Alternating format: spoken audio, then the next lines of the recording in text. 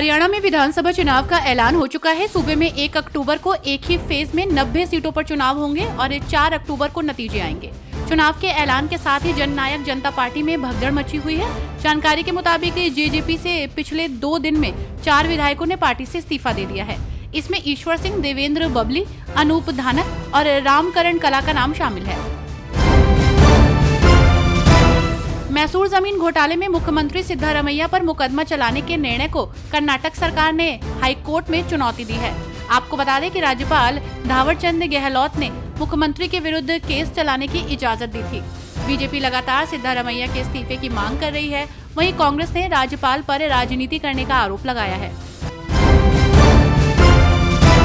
कर्नाटक के मुख्यमंत्री सिद्धारमैया के विरुद्ध मुकदमे की अनुमति पर कांग्रेस भड़क गई। राज्य के डिप्टी सीएम डीके शिवकुमार ने राज्यपाल के निर्णय को असंवैधानिक बताया और कहा कि कोई जमीन घोटाला नहीं हुआ। कांग्रेस और कैबिनेट के मंत्री सिद्धारमैया के साथ खड़े हैं। भारत में मंकी पॉक्स के मामलों में बढ़ोतरी का खतरा बहुत कम है और घबराने की जरूरत नहीं है, जिसकी जानकारी स्वास्थ्य मंत्रालय ने दी है। हालांकि WHO ने इस बीमारी को अंतर्राष्ट्रीय स्तर पर बड़ी चिंता बताया है। पब्लिक हेल्थ इमरजेंसी की घोषणा भी की है।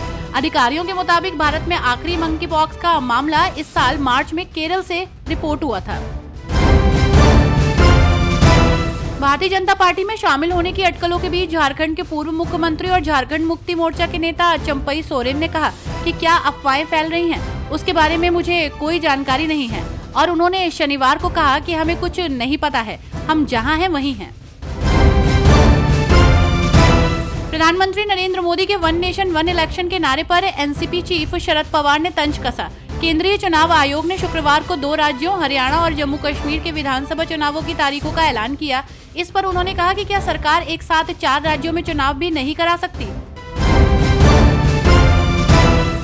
विश्व स्वास्थ्य संगठन ने इसी साल 14 अगस्त के दिन मंकी पॉक्स वायरस को ग्लोबल हेल्थ इमरजेंसी घोषित कर दिया है। इसको देखते हुए शनिवार को केंद्रीय स्वास्थ्य और परिवार कल्याण मंत्री जेपी नड्डा ने एक बैठक बुलाई। इसमें मंकी पॉक्स की स्थिति और तैयारियों की बढ़िया तरीके से समीक्षा की है। वहीं इस बैठक में कई वरिष्ठ अधिकारी भी शामिल रहे। ग्लोबल साउथ समिट के दौरान पीएम मोदी ने खाद्य और ऊर्जा सुरक्षा की चुनौतियों के साथ साथ आतंकवाद से निपटने के लिए एकजुटता की अपील की। उन्होंने ये भी कहा कि वॉइस ऑफ ग्लोबल साउथ सम्मेलन एक ऐसा मंच है जहां हम उन लोगों की जरूरत आकांक्षाओं को आवाज देते हैं जिनकी ओर ध्यान नहीं दिया गया।